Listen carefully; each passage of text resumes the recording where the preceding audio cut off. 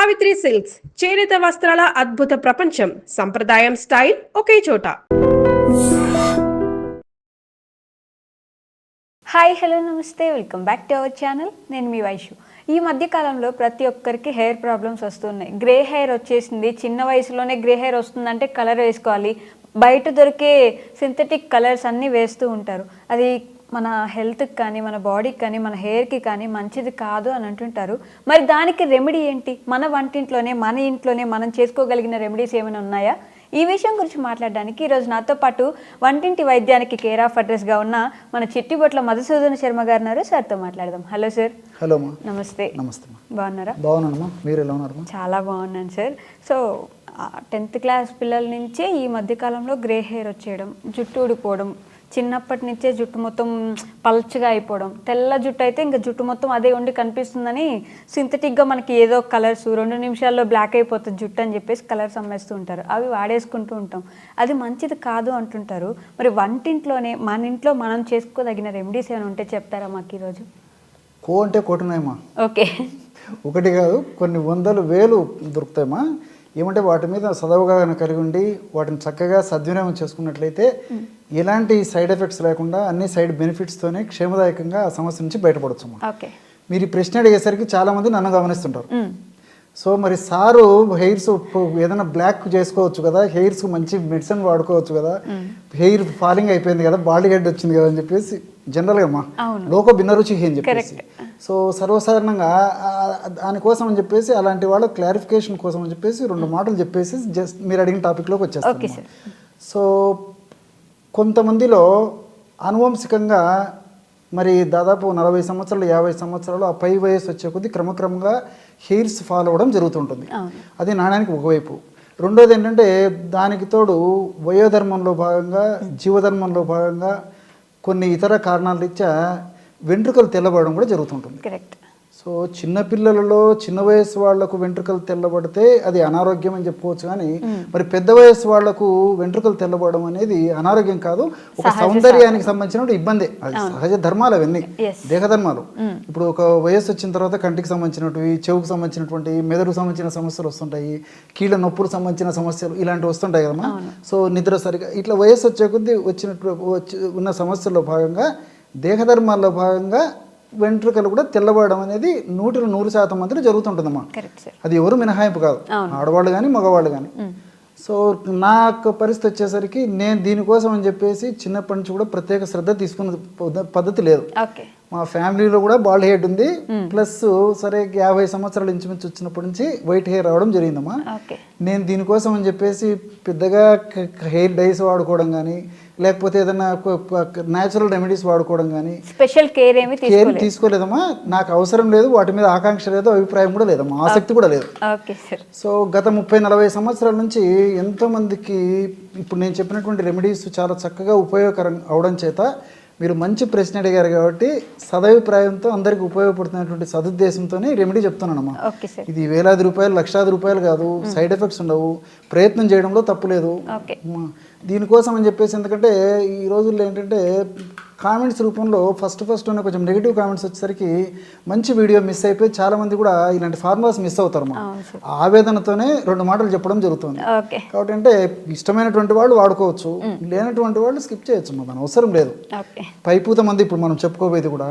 So ఇప్పుడు చెప్పుకోబోయేటువంటి ఔషధాల గురించి కూడా మరి ఈ రోజుల్లో గూగుల్ సెర్చ్లో చూస్తే ఇప్పుడు మనం చెప్పుకోయేటువంటి ఔషధ గుణాలు కూడా తెలుస్తాయమ్మా. చదువుకున్నటువంటి వాళ్ళు చాలామంది ఉన్నారు కాబట్టి గూగుల్లో సెర్చ్లు చేస్తే మరి మనం చెప్పుకునేటువంటి ఔషధాలకు నిజంగా వెంట్రుకల కలర్ను మార్చేటువంటి గుణం ఉందా లేదని కూడా తెలుస్తుందమ్మా. సో కావాల్సినటువంటి వాళ్ళు కూడా చూసుకోవచ్చమ్మా. సో ఇవన్నీ చెప్పడం వల్ల ఏమంటే అందరూ ఈ యొక్క వీడియోను సద్వినియోగం చేసుకొని చక్కగా లబ్ధి పొందుతారనేటువంటి ఆ ఆవేదనతో చెప్తానమ్మా. అంత తప్ప రెండోది ఏం లేదు. ఒకటి వేలాది రూపాయలు కాదు, లక్షలాది రూపాయలు కాదు, దీనికోసం అని చెప్పేసి ఇంటిలో ఎవరింట్లో వాళ్ళు తయారు చేసుకునేటువంటి ఔషధమే. సో కాబట్టి ఏమంటే ఆ నెగిటివ్ కామెంట్స్ రావడం వల్ల మంచి వీడియో మిస్ అవుతుంది అని చెప్పేసి ఉద్దేశంతో చెప్పడం జరుగుతుందమ్మా. సో మెయిన్ టాపిక్ వస్తానమ్మా. యాక్చువల్గా ఏంటంటేమ్మా, చిన్న వయసులోనే వెంట్రుకలు తెల్లబడడం అనేటువంటిది ఒక అనారోగ్య సూచన. ఈ రోజుల్లో మరి మానసిక ఒత్తిడి వల్ల కానీ, లేకపోతే పోషకాహార లోపం వల్ల కానీ, లేకపోతే సరిగ్గా నిద్ర లేకపోవడం చేత కానీ, వాతావరణ కాలుష్యం చేత కానీ, ఇలాంటి అనేక రకాల కారణాల చేత వెంట్రుకలు మరి తెల్లబడడం చిన్న వయసులోనే జరుగుతుంది. దీనికి తోడు షాంపూల వాడకం విపరీతంగా విచ్చలవిడిగా జరుగుతుంది. షాంపూలు వాడేటువంటి విధానంలో అవగాహన లేకపోవడం చేత, సక్రమ పద్ధతిలో వాడడం సరిగ్గా వాళ్ళకి తెలియకపోవడం చేత, అలాంటి షాంపూలు కూడా చిన్న వయసు నుంచే విపరీతంగా విచ్చలవిడిగా వాడడం చేత కూడా అందులో ఉన్నటువంటి కెమికల్స్ యొక్క ప్రభావం చేత కూడా వెంట్రుకలు గ్రే హెయిర్ కానీ తెల్లగా రావడం కానీ జరుగుతుందమ్మా. సో అనేక రకాలైన కారణాలు. ఇప్పుడు పోషకాహార లోపం అనేసరికి పూర్వకాలం అయితే ఆహార పదార్థం తక్కువ ఉన్నప్పటికీ పోషకతుల్యమైన ఆహారం మన పెద్దలు తీసుకునేవాళ్ళు. ఈ రోజుల్లో ఆహార పదార్థాలు పెరిగిపోయాయి, రుచులు పెరిగిపోయాయి, ఐటమ్స్ పెరిగిపోయాయి, ఆర్థిక స్థితిగతులు మెరుగుపడిపోయాయి. కానీ ఫాస్ట్ ఫుడ్స్, జంక్ ఫుడ్ ఇలాంటి ఫుడ్డే తీసుకుంటున్నాం తప్ప అవి ఏమాత్రం మన ఆరోగ్యానికి ఏమాత్రం ఉపయోగపడవు. మనం తీసుకునే ఆహార పదార్థాల్లో దాదాపు 60-70% waste food, junk food. Junk అంటే వేస్ట్ అని, కడుపు నింపుకోవడానికి కానీ ఆరోగ్యం కోసం మాత్రం ఆహారం లేదు. సో దానివల్లనే చిన్న వయసులో ఈ సమస్య కలుగుతుంది. మిగతా కారణాలు కూడా విటమిన్ డి లోపం కూడా వన్ ఆఫ్ ద రీజన్ అమ్మా. సో సూర్యభగవానుడు ప్రత్యక్షంగా దర్శనమిస్తూ నా ఆశీర్వాదాన్ని తీసుకోమని చెప్పేసి ఆయన మనం అనుగ్రహించడానికి రెడీ ఉన్నప్పటికీ ఆయన ఆశీర్వాదాన్ని పొందలేకపోవడం కూడా మనం చేసుకున్నటువంటి దురదృష్టం. ఎన్నో దేశాల వాళ్ళు మరి పాపం సూర్యకాంతి లేకపోయి ఆ సముద్రాల ఒడ్డున ఇక్కడ ఉండి కూడా ఎండలను తీసుకునే పరిస్థితి ఉందమ్మా. కానీ మనకు భగవంతుడు మనకు ప్రత్యక్షం అవుతున్నప్పటికీ మనం తీసుకోలేకపోతున్నామమ్మా. సో ఇలాంటి అనేక రకాల కారణాల వల్ల ఈ చిన్న వయసు నుంచే వెంట్రుకలు తెల్లబడము, మరి చిన్న వయసు నుంచే వెంట్రుకలు తెల్లబడడం వల్ల వాళ్ళ మానసికంగా న్యూనతాభావానికి కూడా గురవుతారమ్మా. Face is the index of the mind అన్నట్లు ఒకసారి మనిషిని చూసినప్పుడు సర్వసాధారణంగా ఆ తల భాగానికి కూడా మన కళ్ళు దృష్టి పోతుంది. న్యాచురల్ ఆబ్వియస్ అండి. సో చూసినప్పుడు ఇతరులు ఏమన్నా అనుకుంటారనేటువంటి ఉద్దేశంతో వాళ్ళు కొంచెం మానసికంగా కూడా ఫీల్ అయిపోయి 10 మందిలోకి వెళ్ళాలన్నా చాలా సంకోచపడేటువంటి పరిస్థితి కూడా ఏర్పడుతుంది. ఎగ్జాక్ట్లీ అమ్మా. ముఖ్యంగా వివాహం కావాల్సినటువంటి యువకుల విషయం మరీ చెప్పనక్కర్లేదమ్మా. వాళ్ళు చాలా కుంగిపోతుంటారు మా పాపం. సో వీటన్నిటి నేపథ్యంలో మనం ప్రకృతి ప్రసాదించినటువంటి ఔషధాలపైన అవగాహన కలిగి వాటిని సద్వినియోగం చేసుకున్నట్లయితే ఇలాంటి సైడ్ ఎఫెక్ట్స్ ఉండవు, అన్ని సైడ్ బెనిఫిట్స్ ఉంటాయమ్మా. ఇప్పుడు for example synthetic hair dyes వాడుకున్నాం అనుకోండి, చిటిక వేసినట్లు వెంటనే వెంట్రుకలు నల్లబడతాయి. అక్కడికే పోలేదు కదమ్మా. ఎక్కువ రోజుల పాటు వాడుకోవడం వల్ల మరి చర్మానికి సంబంధించినటువంటి సమస్యలు, ముఖ్యంగా అలర్జీ సమస్యలు, కొంతమందిలో అయితే నల్ల మచ్చలు ఫేస్ మీద, బాడీ మీద వచ్చే పరిస్థితి ఉంటుంది. కొంతమందికి తెల్ల మచ్చలు వచ్చేటువంటి పరిస్థితి ఏర్పడుతుంది. కొంతమందికి అలర్జీ వచ్చేటువంటి పరిస్థితి ఏర్పడుతుంది. ఈ విధంగా రకరకాల సైడ్ ఎఫెక్ట్స్ చాలా మందిలో వస్తుంటాయమ్మా. అంతేకాకుండా కొంతమందికి ఊపిరితిత్తుల అలర్జీ ఉన్నటువంటి వాళ్ళలో అయితే ఈ డై వేసుకోవడం వల్ల ఈ ఊపిరితిత్తుల అలర్జీ కూడా పెరిగిపోతుందమ్మా. ఆయాసం రావడము, దగ్గు రావడము, ఇలాంటి సందర్భాలు కూడా మేము మా దైనందిన జీవితంలో పేషెంట్లను చూస్తుంటామమ్మా. సో కాబట్టి సేఫ్టీ మనకేంటంటే సేఫ్టీ మెజర్స్ ఆలోచన చేసి వాటిని వాడుకోవడం మంచిది. సో ఇప్పుడు నేను చెప్పబోయేటువంటి ఔషధం నీకు చెప్తుంటే చాలా మంది ఏం చేస్తారంటే మరి పర్మనెంట్గా ఈ మనకు బ్లాక్ హెయిర్ అవుతుంది అని చెప్పేసి కూడా చాలా మంది సందేహం వస్తుంటుంది. మీకు కూడా సందేహం వచ్చిండొచ్చు. కాబట్టి ఈ పైపూత మందులు తాత్కాలికమేమ్మా. ఇంటర్నల్ ప్రాబ్లం ఉన్నప్పుడు ఇంటర్నల్గా రెక్టిఫై చేస్తే ఆ యొక్క సమస్య పూర్తిగా తగ్గిపోతుంది. కానీ లేకపోతే ఇప్పుడు హెయిర్ డైస్ బదులు ఇది వాడుకుంటున్నాము, సేఫ్టీ. సో ఔషధాన్ని ఎలా తయారు చేసుకోవాలంటే అన్ని సింపుల్ అమ్మా, చెప్తాను చూడండి. ఒక 60 ml నువ్వుల నూనె తీసుకోవాలి. ఒక పాత్రలో 60 ml నువ్వుల నూనె తీసుకొని ఆ 60 ml నువ్వుల నూనెలో 1 to 2 teaspoons పటిక పొడి కలిపేసేయాలమ్మా. పటికనే ఆలం అనేటువంటి పేరుతో పిలుస్తుంటారు. మనకు మార్కెట్లో దొరుకుతుందమ్మా. పటిక గడ్డలు దొరుకుతాయి. ఆ గడ్డలు తెచ్చుకొని మిక్సీలో వేసేస్తే ఈజీగా పౌడర్ అయిపోతుంది. ఆ యొక్క పటిక పొడి ఒక 2 teaspoons కలిపేసేయాలి. అట్లే ఉసిరిక పొడి ఒక 2 teaspoons కలుపుకోవాలి.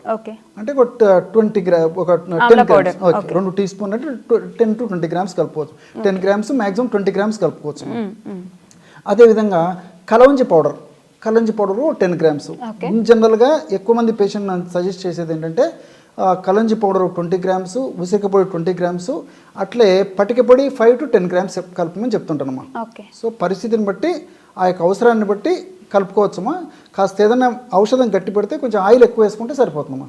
సో పరిస్థితిని బట్టి, ఎందుకంటే కలవంజి అనేది నల్లగా ఉంటుంది, అందులో ఆయిల్ శాతం ఉంటుందమ్మా.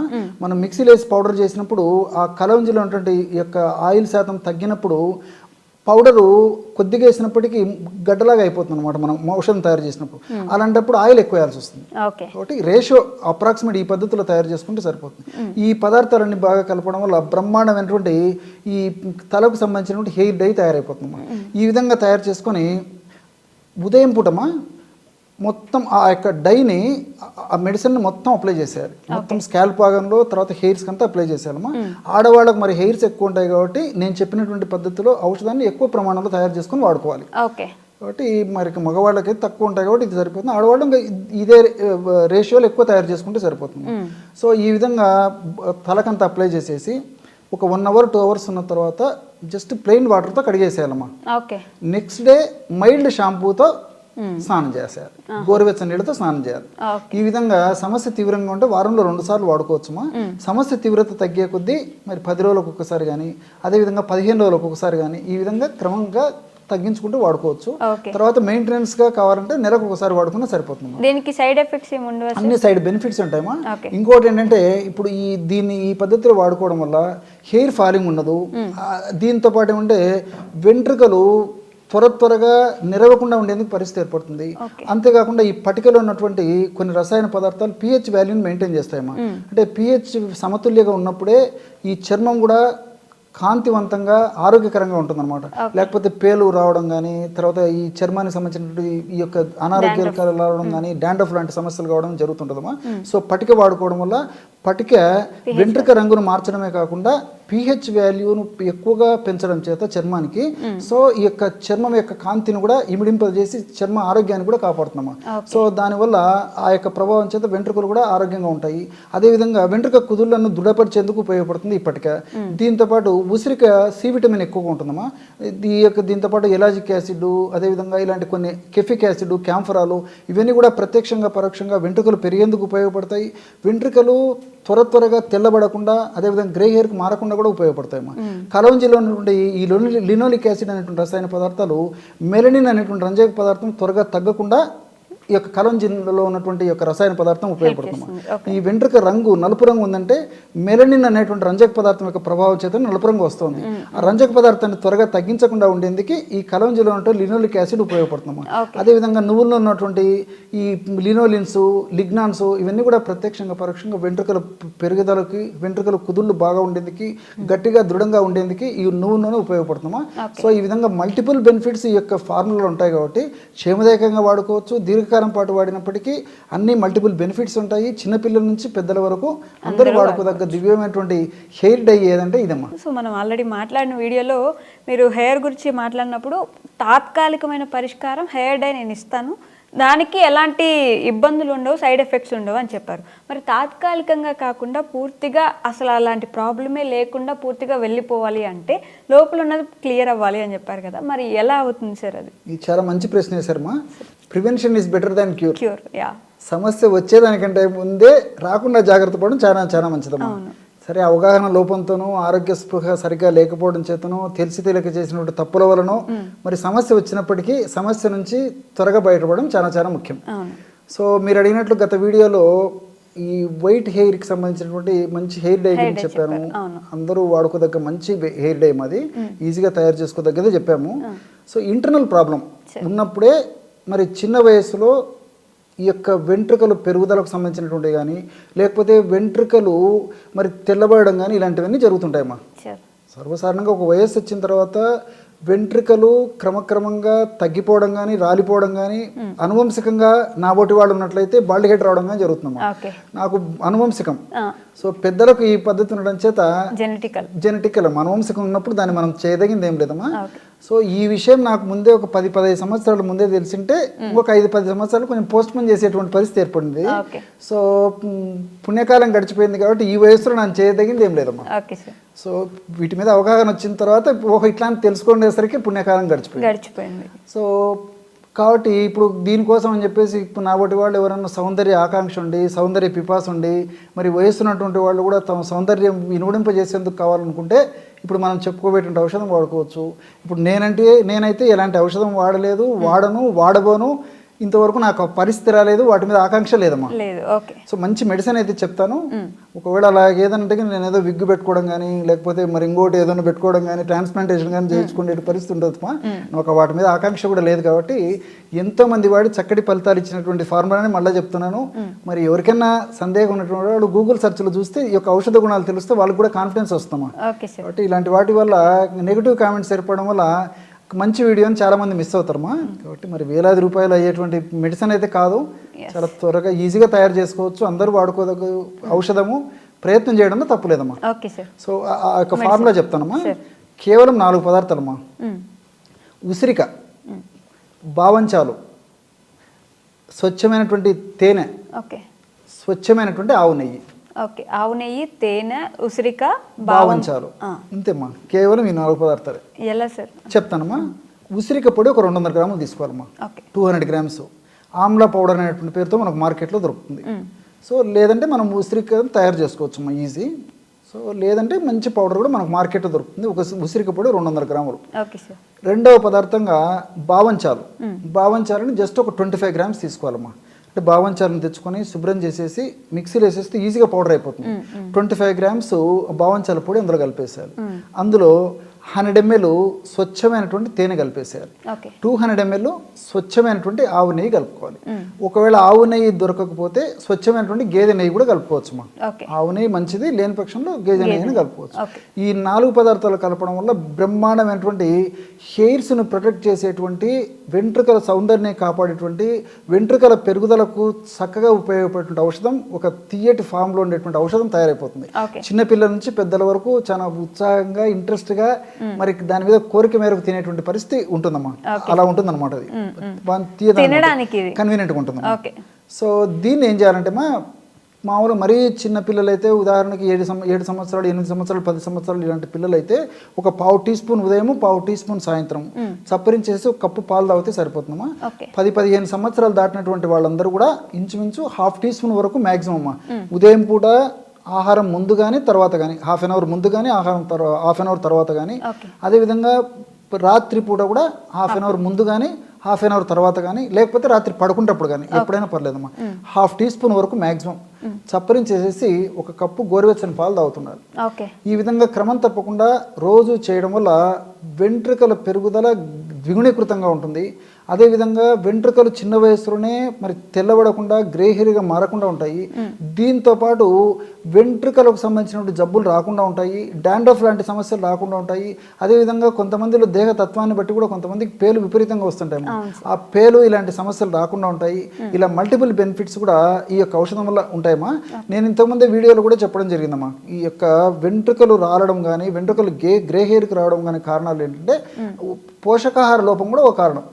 అదేవిధంగా లోపల ఈ యొక్క ఫ్రీ రాడికల్స్ అనేటువంటి పదార్థాలు ఎక్కువగా ఉత్పత్తి కావడం చేత, ఆ యొక్క ప్రభావం చేత కూడా ఈ వెంట్రుకలు రావడము, చిన్న వయసులోనే వెంట్రుకలు నశించిపోవడము, కోర్సుగా తయారు కావడము, బ్రిటిల్గా తయారు కావడము, అదేవిధంగా రఫ్గా తయారు కావడము, ఇలాంటివన్నీ జరుగుతుంటాయమ్మా.